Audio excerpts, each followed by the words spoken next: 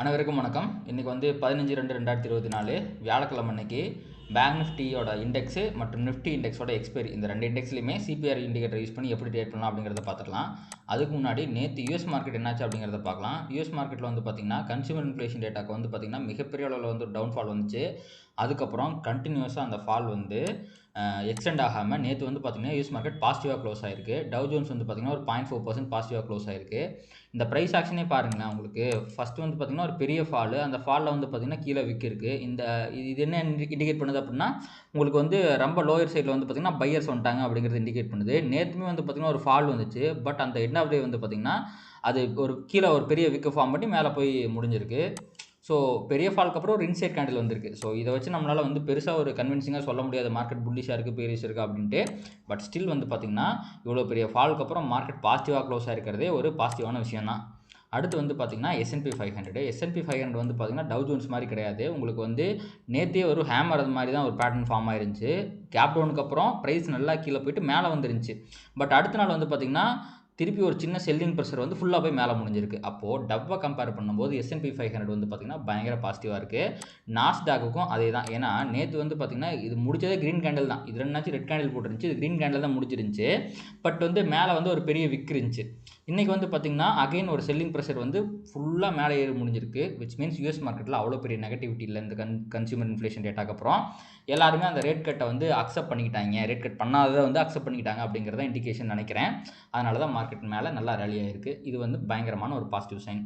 அடுத்து வந்து பார்த்திங்கன்னா யூஎஸோட 10-year பாண்ட் ஈல்ட் இது வந்து பார்த்திங்கன்னா நேற்று வந்து நல்லா குறைஞ்சிருக்கு. மார்க்கெட் ஏர்னா இது குறைஞ்சிரும். எப்போவுமே 1.5% குறைஞ்சிருக்கு. இப்போ வந்து பார்த்திங்கன்னா ஸ்டில் வந்து பார்த்திங்கன்னா இன்னைக்கு காலையிலேருந்து கூட நீங்கள் பார்த்தீங்கன்னா அது ஒரு 0.5% வந்து பார்த்திங்கன்னா குறைஞ்சிருக்கு.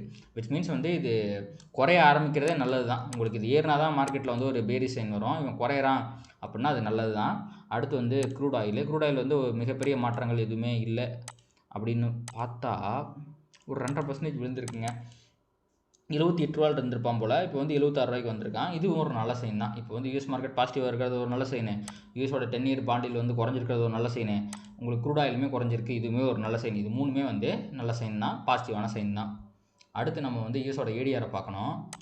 அதுக்கு வந்து இங்கே பார்த்தீங்க அப்படின்னா இதுதான் வந்து நேற்று இந்தியன் மார்க்கெட்டில் க்ளோஸு. அந்த யூஎஸில் ட்ரேட் ஆகிருக்க ஸ்டாக்கோட இந்தியன் மார்க்கெட் க்ளோஸு. அடுத்து நம்ம அப்படியே வந்து யூஎஸ் ஏடிஆருக்கு போயிடலாம்.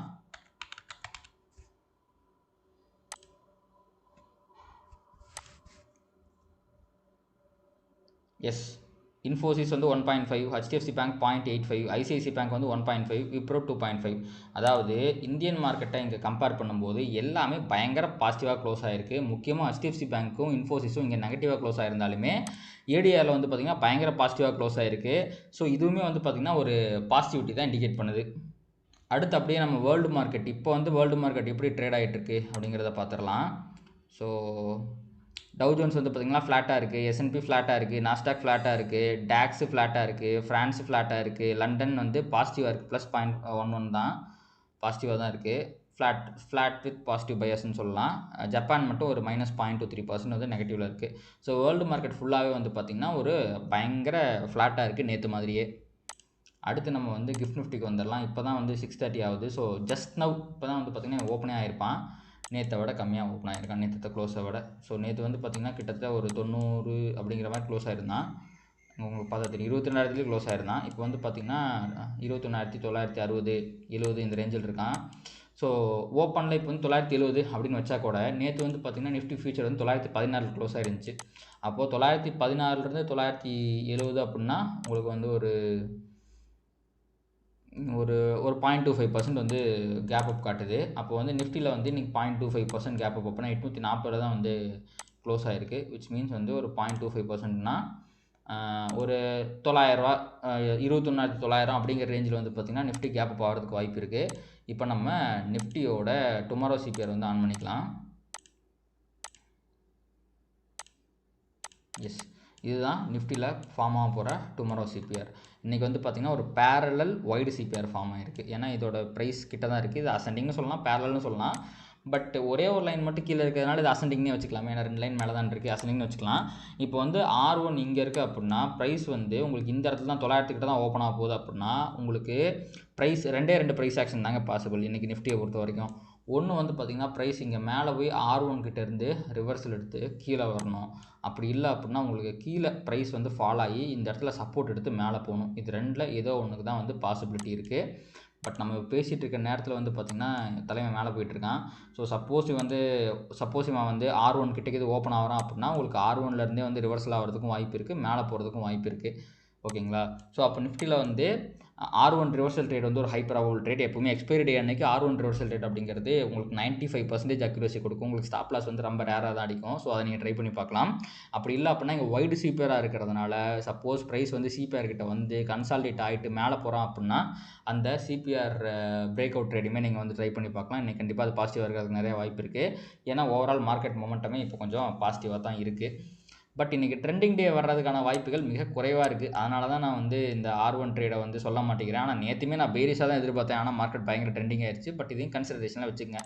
சப்போஸ் மார்க்கெட் வந்து R1 தாண்டி நல்லா பாசிட்டிவாக க்ளோஸ் வச்சுச்சு, உங்களுக்கு ப்ரைஸ் வந்து ஒரு 15 மினிட்ஸுக்கு பக்கமாக அங்கே சஸ்டெயின் ஆச்சு அப்படின்னா இன்றைக்கி ஒரு ட்ரெண்டிங் வந்து மார்க்கெட் வந்து R2 வரைக்கும் போகிறதுக்கான வாய்ப்புகள் இருக்குது. பட் இந்த ட்ரேட் இன்றைக்கி வர்றதுக்கான ப்ராபபிலிட்டி நான் ரொம்ப கம்மியாகவே பார்க்குறேன். இன்றைக்கி மோஸ்ட் ப்ராபபிளி நான் மார்க்கெட்டில் ஒரு கன்சல்டேஷனாக எதிர்பார்க்குறேன். ப்ரைஸ் வந்து இந்த R1 ரிவர்சல் எடுத்து R1க்கும் சிபிஆர் இடையில மோஸ்ட் ப்ராபபிளி முடியறதுக்கான வாய்ப்புகள் மிக அதிகமாக இருக்குது. அது அந்த ப்ரைஸ் ஆக்ஷனாக எதிர்பார்க்குறேன். நிஃப்டியை பொறுத்த வரைக்கும் இதுதான். அடுத்து நம்ம அப்படியே பேங்க் நிஃப்டி பக்கம் போயிடலாம். பேங்க் நிஃப்டிலையும் 0.25% கிட்டத்தட்ட 908 அப்படிங்கிறது தான் க்ளோஸாக இருக்குது. ஸோ இங்கேருந்து நீங்கள் வந்து ஒரு 0.25% பார்க்குறீங்க அப்படின்னா இவனும் வந்து இங்கே தான் 46,000 தான் ஓப்பன் ஆக போகிறான். So again same price action. ஆனால் இங்கே பார்த்தீங்க அப்படின்னா உங்களுக்கு கிளியரான ஒரு அசெண்டிங் சிபிஆர் வந்து ஃபார்ம் ஆகிருக்கு, வைடு சிபிஆர் ஃபார்ம் ஆகிருக்கு. இது ரெண்டுமே கன்சல்டேஷனுக்கான இண்டிகேஷன் தான்.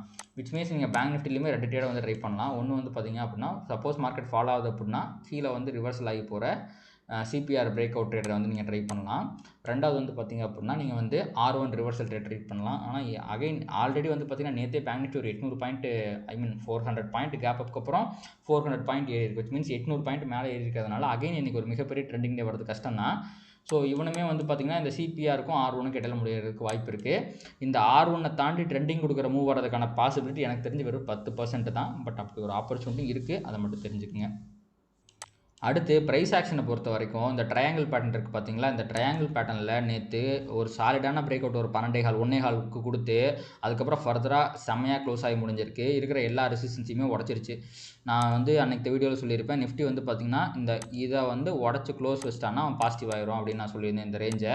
அதே மாதிரி இப்போ உடச்சி க்ளோஸ் வச்சுட்டான். இதுக்கப்புறம் சப்போஸ் உங்களுக்கு வந்து ரீட்ரேஸ்மெண்ட் ஆகுது அப்படின்னா இந்த ரெசிஸ்டன்ஸ் இருக்குது பார்த்தீங்களா, இது பயங்கர சப்போர்ட்டாக இருக்கும். ஸோ 21,767 750 ரேஞ்சில் வந்து பார்த்திங்கன்னா ஒரு மிகப்பெரிய சப்போர்ட் இருக்குது. இது கீழே இன்றைக்கி மார்க்கெட் போகிறது அப்படிங்கிறது கொஞ்சம் கஷ்டமான விஷயம் தான்.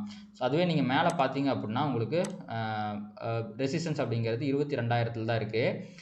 So as per the price action market புல்லிஷாக தான் இருக்குது.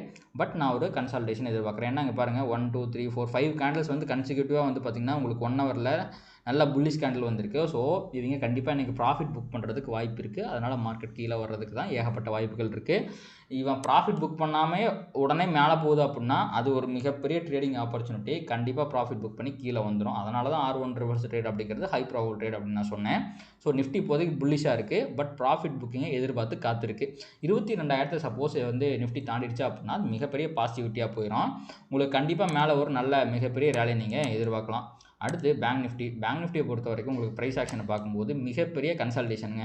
நான் நேற்று வீடியோவில் சொன்ன மாதிரியே 17 ஜனவரியிலிருந்து இன்றைக்கி வந்து பார்த்திங்கன்னா 14 பிப்ரவரி, இன்றைக்கி 5 பிப்ரவரி இது வரைக்குமே கன்சல்டேட் தான் ஆகிட்டுருக்கு. ஸோ எப்போ வந்து இந்த மேலே இருக்க லைன் இருக்குது பார்த்தீங்களா, இந்த லைனுக்கிட்ட ஆல்ரெடி எவ்வளோ தடவை ரெசிஸ்டன்ஸ் எடுத்திருக்கு? 1 2 3 4 5 தடவை எடுத்திருக்கு. ஸோ இப்போ 6வது தடவை போய் இந்த இடத்துல பிரேக் அவுட் ஆகும்போது இவ்வளோ கன்சாலிடேஷனுக்கு கண்டிப்பாக இவன் வந்து ஆல் டைம் ஹை அடிப்பான். என்னுடைய கணக்குப்படி 50,000 வரைக்கும் போகிறது கூட நிறைய சான்சஸ் இருக்குது. பார்க்கலாம்.